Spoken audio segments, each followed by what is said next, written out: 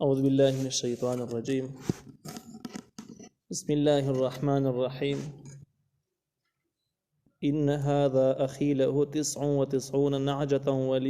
ولي نعجة واحدة فقال أكفلنيها وعزني في الخطاب.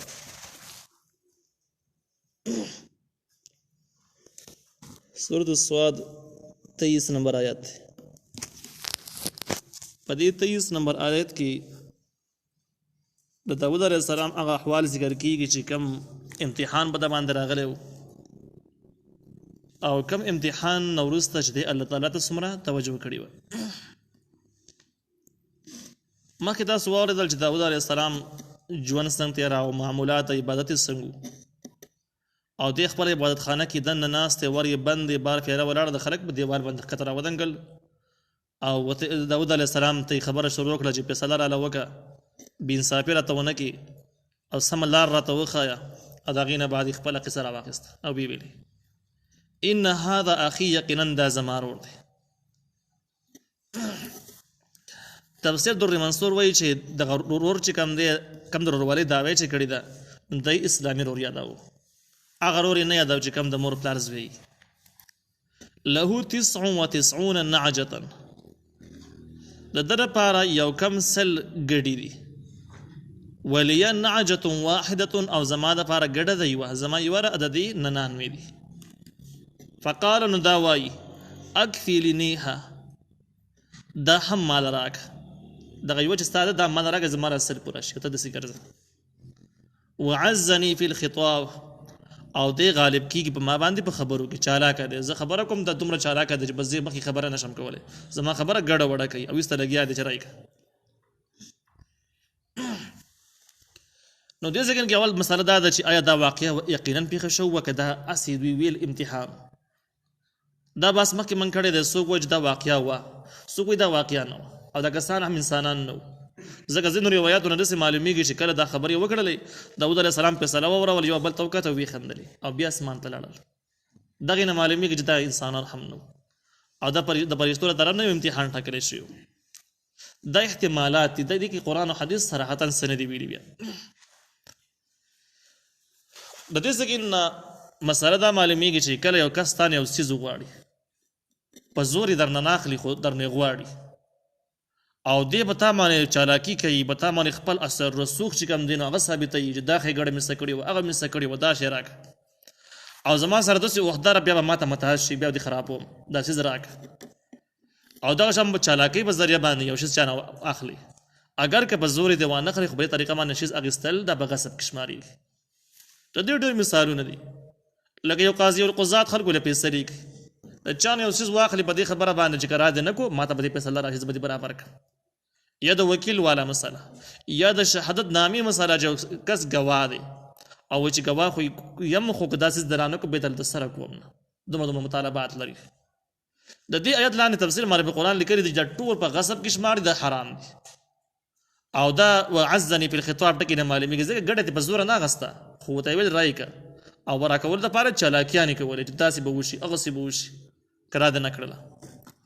نو دې باره کې حدیث مبارک شته چې د هېڅ یو مسلمان مال نه حلالېږي ستا دپاره الا بطیب نفسه، بغیر د خوشحالېدلو د نفس د هغې نه، چې په زړه پړه باندې خوشحاله دی، ښځې درکړو ټیک ده، چې زړه کې پټ خفه دی خو بس سره خاطر ماتر او مجبورۍ د وجه نه څه نه شي ویلی، او ته پې پوهېږي چې بس دا مجبوریانې دي، که ځان یې بله ضرورت د ځان له ډېر مجبوره دی او څیز یې درکړو، دغه څیز حرام دی، دا ناجایز دی، دا داسې دی چې په زور اخیستل یې غصب کړی دی. په دې طریقه باندې ډېر خلک داسې چې هغوی هدیې مطالبه کوي چې دا شی ما راولېږه هغه راولېږه، دې ښه پوهېږي چې په هغه ځان له هم ډېر قرضونه وي، خو بس څه مجبوریان وي، د مجبورانو دې فایده پورته کوي. نو دا تفسیر معرفي قرآن د دې آیات لاندې لیکلي دي چې دا ټول څیزونه په حرامو کې شمارېږي، په غصب کې شمارېږي. نو چې کله دا خبرې ده وکړې، د یو کس وکړلې، قال نو داود علیه السلام ورته ویل لقد ظلمک، یقینا به تا یې ظلم کړلی، بسؤال نعجتک، په غوښتلو د ګډې ستا الی نعاجه، د خپلو ګډو سره، یعنې دوی خو سوچه ظلم کړی، دا ته وایي د یوه راکړه د خپلو سره ملګري کوم، دا خو ډېر زیاتې دی. وان کثیرا من الخلطاء، او یقینا ډېر د شراکتیانو نه، هغه خلک چې شریکي په کور کې شریکي، په مال کې شریکي، تجارت کې شریکي، لیبغي بعضهم علی بعض، خامخا زیاتوي کې بعض را دوی د بعضو نورو سره، یعنی هغوی ته دا موقع ډېره ښه برابرېږي چې د بل سره په حساب کتاب کې چل ول وکړي اخوا دېخوا یې کړي او چانس دې ووایي الا الذين بغیر د هغه کسانو آمنو چې ایمان راوړل او عملوا الصالحات او عمل کوي نیک خدا کار څوک نه کوي هغه کسان چې ایمان راوړي او نیک عمل کوي نو هغه دې خبرونه ځان ساتي هغه حرام او حلال کې فرق هغه پوهیږي دا چې زمانه کېږي کدا بل خبر دی خبر نه لري زما رسنه خو الله تعالی بیا داود علیه السلام ول چې بقلیل ما هم خو ډېر کم دي داسې خلک دنیا کې کمی ډېر نه وظن داود انما فتناه او ګمان وکړ داود علیه السلام چې یقینا موږ دې په ازمایش کې واچو امتحان په وشو فاستغفر ربه نو بخنه وغوښتل د خپل رب نه وخر راکعا دا پریوت پر رکوع باندې واناب او الله تعالی ته پوره توجه وکړه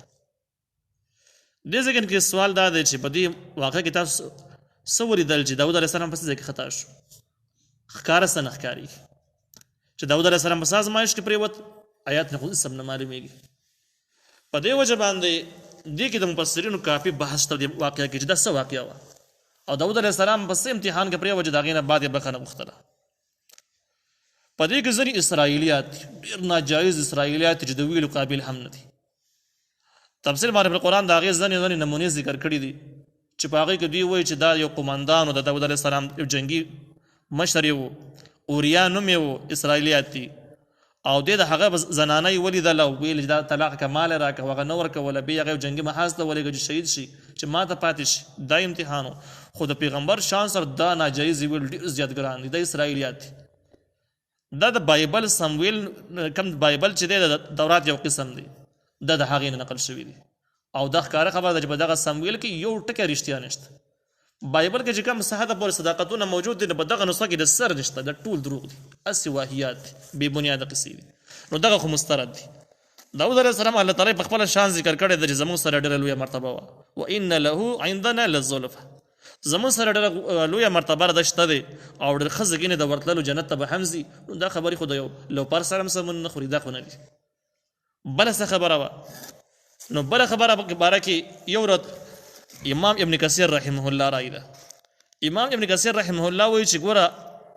قرآن دا واقع ذکر کړل د دې مقصد دپاره چې دا امتحانات به غټو خلکو هم راځي او هغوی تېروي او سلیمان علیه السلام باندې امتحان راغی هغه تېر کړو او بیا بله دا ده چې دا غټ خلک چې کوم غټ تېر شوي دا ټول الله تعالی ته پوره توجه کوونکي نو داود علیه السلام هم الله تعالی ته پوره توجه کوله معمولي کوتاهي به ترې وشوه نو بس توبه به یې ویستله استغفار به یې وایه او ډېر غټ خواري به یې کوله د الله تعالی نه باغي نه دا مطلب یې شو نو وایي دا د هغه خلکو دپاره جواب د چې څوک وایي چې پیغمبران هم د خدای تعالی صفتونه لري او هغې ته اوازونه کوي زما ضرورتونه پوره کړم دا خبره غلطه ده دا ټول الله ته محتاج و د الله تعالی نه خپلې مرستې غوښتلي بخښنې غوښتلي او د الله تعالی ته توجه کړې ده دا خو د خدای تعالی صفتونه پکې نه نو وایي دغې مضمون دپاره خو واقعه ذکر شو د واقع تفسیر په قرآن کې نشته د څه واقعه وه حقیقت کې د نه څه کوتاهي وشوله په هغې باندې بیا بخښنه غوښتله حدیثو کې هم نشته دی نو امام ابن کثیر رحمه الله وایي چې کومې خبرې الله تعالی داسې پرېښودلي وضاحت یې نه کړی موږ له پکار ده چې دقسې پرېږدو وضاحت یې پرېږدو چې څه وضاحت یې دی او کومې خبرې چې الله تعالی مو به هم پرېښودلې دي موږ له هغه څخول نه دي پکار د بني اسرائیلو په شان کې بلکې دغه شان پرېښودل یې پکار دي دا احتیاط مسله ده دا ښه خبره ده سره پکې خطا هم نه شي ګناهګار هم نه شي لیکن ځینې نورو خلکو پکې ډېر څه لټولي دي او بیا چا یو رای ورکړې ده چا بله رای ورکړې ده په دې کې مناسبه رای هغه ده چې کوم مولانا صفاري تانوي رحمه الله په تفسیر بیان القرآن کې ذکر کړی ده دی وایي اصل کې د داود علیه السلام باندې امتحان دا وشو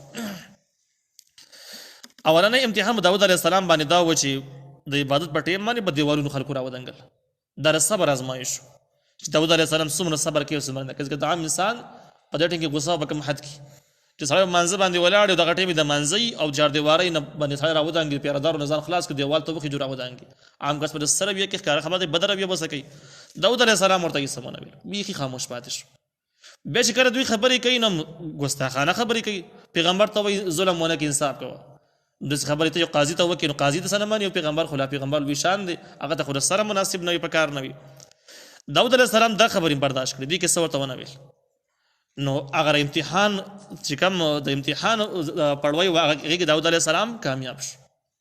داود علیه السلام په یو ځای کې خطا شو کوم ځای کې خطا شو په دې کې چې کوم دی د تفسیر بیان قرآن د وینا مطابق د یو کس خبره قصه وکړله چې دې سره ننان مې ګړي دي زما سره یو را دا غواړي چې دا یوم زما سره ملګری نو دا قصه وکړله کې دې چې بل کس په خپل قصه ګړي په زیر دې معنی چې داود علیه السلام د ظالم ته ویلي چې ظالم دومره ظلم سره کوي تاسو ننان مې ګړي شته پکې بل یو ګړه د بل سره ورسره د غم ته چانس کې اخلي دي هغه ته سونه ویل بلکې دا دې مظلوم ته وایي دا چانه چې ګړه غواړي چې تاسو سره خو ډیر زیاته کړی د خکارین دی کړی وای دا خبره د ظالم ته پکار و مولانا صبر تعالی رحمه الله وای دا خبره د ظالم ته پکار و ظالم غړ ظلم دی کړی د دې پکار و نو دا وړه غلطی ښکاری او لغزش دی خدا وړو کې غونته کې لغزش هم داود علیه السلام د خپل شان سره مناسب ونه غاڼو چې دا مم خونه کړ دا ښکار ونه شو د دې نډيري مصری نوري معلومیږي د تشریح نه چې کم کسان جرګمار مقرر شي او اختیار د ورکړي شي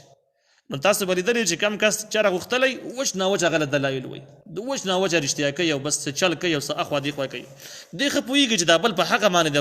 موږ زیاتې خور ډله کې راغلی یو لیکن دا انصاف خبره نه کوي ډله بازی کوي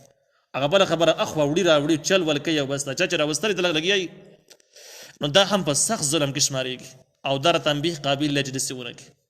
بس جانبیانو خبري بواوري جانبیانو نه بعد به انصاف په سره صادره کی د سینه د یو دی واوریدله کابل هر څه چې وي هغه پرې دا واخو صرف چې چاره غختله نو دا خبري لبس ترجمانی کوي هغه د پاره لګیاش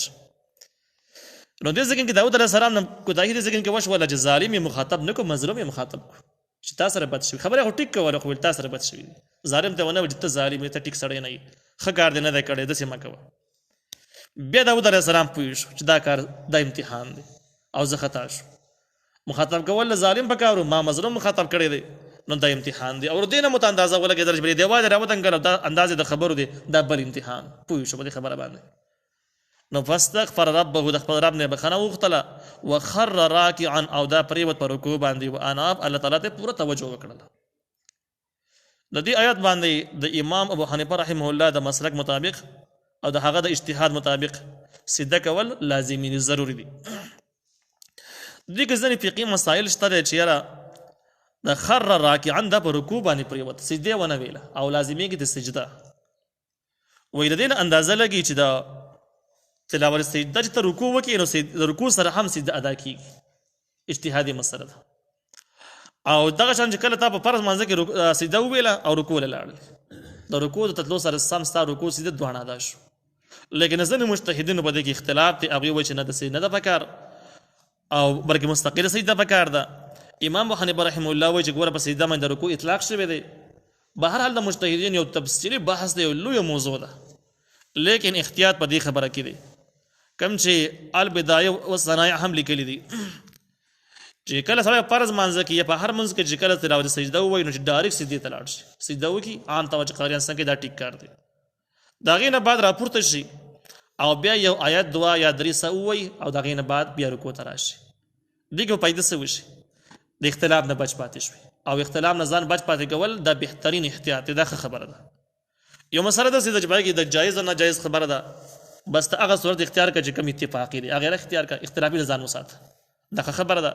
لکه وسو کوی دا شی جایز ده بل وای نه ده جایز تر هغه ته ځان وسات نو که جایز نه خو خکار دی او ځان دې ساتل دي او که جایز و نه هم چې جایز د پرې خو د دنیا ورانه شوې څه شي مونږ د دې ډیر زیات مثالونه شته د احتیاط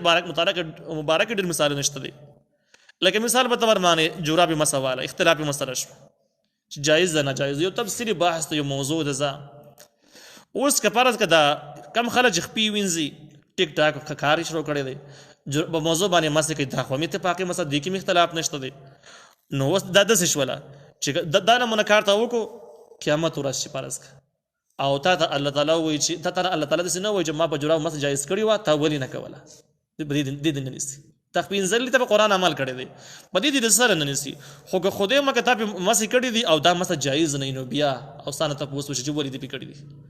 شریعت خو دې ټوس ثبوت نه تا ولې کړی دی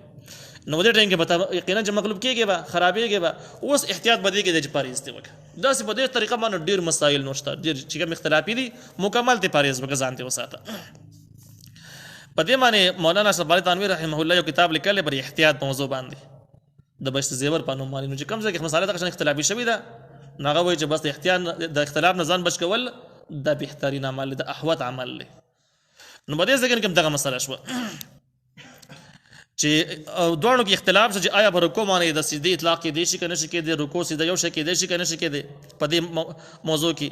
تلاوت سجده کې نو خبر اختلاف پیرا اوس د امام ابو حنیفه رحمه الله خور دین انکار نه کوي ته سجده وکړه نو دا ونه شو رکوع وکنه د سینې دی ویلي او ځل بل دله د سی وای چې نه خامخه بس دې ته رکوع بغیر سره دنه نو احتیاط بده کې شو ټیک سجده ته لاړ سجده وکړه اختلاف نه به پاتې شي دا به کې فقهي مسله شو الله تعالی فغفرنا لهم بخنا وقردتا ذلك ردي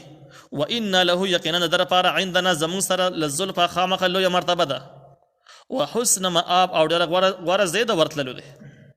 در داود علیه السلام فضایل شو نو دینه پته لګي داود علیه السلام ډېر لوی مرتبه لرله لوی شان لرو او دا کم واحیات اسرائیلیات چې د غره شان سره د سره سمون خوري ته خبرې نه دي یا داود اے داود علیہ السلام انا جعلناک خلیفتا فی الارض یقینا موږ ته ګرځولای خلیفہ نائب یا نماینده پزماکه کی داود علیہ السلام ته الله تعالی پیغمبري هم ورکړي او بادشاہي ته هم ورکړي او بادشاہ هم داود علیہ السلام ته الله تعالی وي تم خلیفہ مقرر کړي پزماکه د خلیفہ باس مسعود بقره کې تر شوی د خلیفہ صحیح نمائندګي د الله تعالی څنګه کیږي دا غي لنډه خلاصه د سیده چې حکمران او صاحب اختیار سړی چې کوم دی پزماکه باندې دا د الله تعالی نماینده دی مش د الله تعالی نماینده دی د الله تعالی قانون او د نظام تنفیذ بکې نافذي به او داغي تشریح بکې وضاحت به خلکو ته کوي دومره کولای شي خو دې قانون ساز نشي جوړېدل چې خپل قانون جوړ کړي د آسماني قانون په مقابل کې هغه نافذ کړي در سره نشي کولای دا مسره د خلیفتن نه معلومیږي او دا باس چې کوم د بقره کوم تر شوی نور زګونی کې بم راشي او که پرز که داسې نشي انسان د الله تعالی خلیفہ نشي او انسان به خود مختار شي چې خود مختار شي د قوانین جوړي د ځان نه پاس کوي او پیر کوي به نو هغه کې بدسي وشي چې یو شی په شریعت حرام کړی د به حلال وګرځي یو شی به حرام کړی د به حلال وګرځي او تحلیل او تحریم د صفات د الله تعالی د مستقیل توحید قسم دی نو بده ځکه کې به انسان په خپل معنی هم سګټ ناشنا کار ته ورسیږي د ایمانی حدود بکراس کی او سوچ ورپسې نو هغه دغه ایمانونو په سخت خطر کې پریوزي نو بده وجه باندې تفسیر باندې قرآن ندی آیات لاندې لیکلي دي چې انسان اسلام او مسلمانانو مشر خلیفہ نماینده دا د الهي قوانینو تنفیذ نافذول کوي داغه تشریح وکړي خدا واضح د قانون نشي جوړېدل یعنی د الله تعالی قانون مقابل کې خپل نشي جوړول چې هغه نافذ کی فاحكم بين الناس تبسليك ومن دخلوك بالحق په انصاف سره مخکې د انصاف جاری ساتل دی اوس بادشاہي د حکومت ته اوس هم انصاف جاری سات ولا تتبع الهوى تبداري مکه ود خواهشات فيذلك بیا بلار شي عن سبيل الله د الله تعالی د لارینه دی آیاتونو کې تفسیر بیان القرآن لیکلی دی چې د اسلامی سیاست اصولی خبرې ذکر شوی اسلامی سیاست چې د مسلمانانو مشاري او رهبری بسنګ کېږي داسې شی دی نو بده کې دا وایي چې داود علیه السلام الله تعالی خلیفہ کو نو ورته ویل چې فیصله کوي من دخلو کې په انصاف سره ټول اولنې بنیادی شی انصاف دی او دا د اسلامی سیاست او د اسلامی حکومت اصل دی بنیاد دی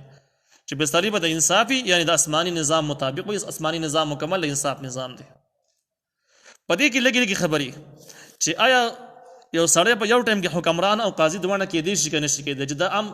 انصاف په سری کې ام حکمران منتظمی انتظامی ولای